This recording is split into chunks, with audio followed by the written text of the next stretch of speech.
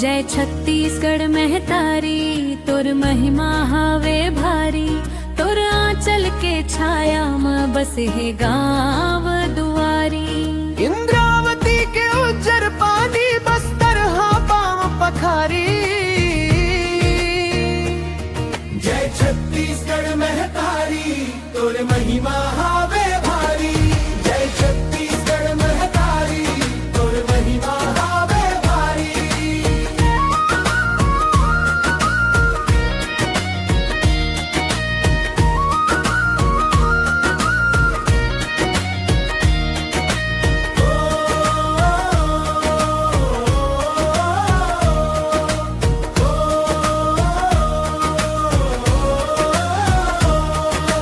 अरपा पैरी के धारा बहे, गीत माया के गावे।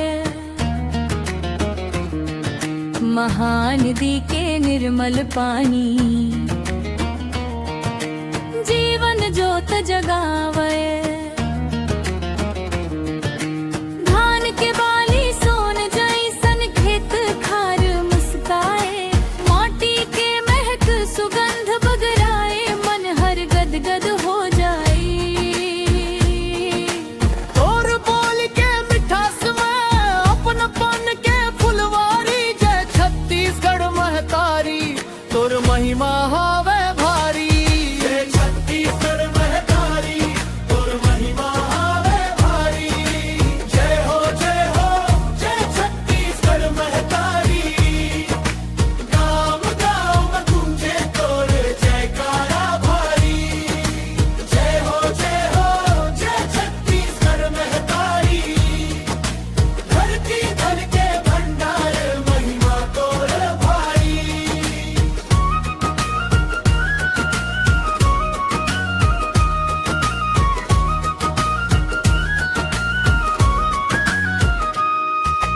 बस्तर के घना जंगल मां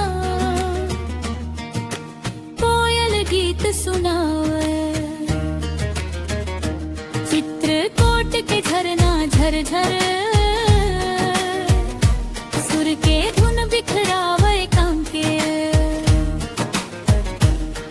दंतेवाड़ा सर गुजा गौरव गाथा गावे। मुंड मुरिया हलवा संग संस्कृति रंग सजावे। मांदर के थाप गूंजे कर मारती हासारी। जय छत्तीसगढ़ महतारी तोर महिमा हावे भारी। जय छत्तीसगढ़ महतारी तोर महिमा हावे भारी। जय हो जय छत्तीसगढ़ महतारी। लोक कला के गहना शोभा तोर न्यारी। जय हो जय छत्तीसगढ़ महतारी। माया ममता के गंगा बहते अविरल धारी। राजिम के पावन संगम में श्रद्धा दीप जलावन। बोंदरगर के मैया बमलेश्वरी कृपा बरसावन। भोरम देव के मंदिर गाथा इतिहास ला बतावे। सिरपुर के धरोहर देख मन हर गुन गुनावे। देवधाम के धरती ये महिमा है अति प्यारी। जय छत्तीसगढ़ महतारी तोर महिमा हावे भारी। जय छत्तीसगढ़ महतारी तोर महिमा हावे भारी। सूरज उगता तारा अंगना मां, सोन चिड़ैया गावे। चंदा चमके तोरे गगन मां, सुख के जोत जगावे। हरियर हरियर खेत दिखे सपना नवा सजावे। मोर छत्तीसगढ़ महतारी दुनिया मना कमावे। भिलाई के इस्पात कारखाना विकास के गीत सुनावे। और बाकी उजियारा देख नव बिहान ले आवे। मेहनतिया किसान हमर धरती शक्ति के दमले अब नवा इतिहास रचावे।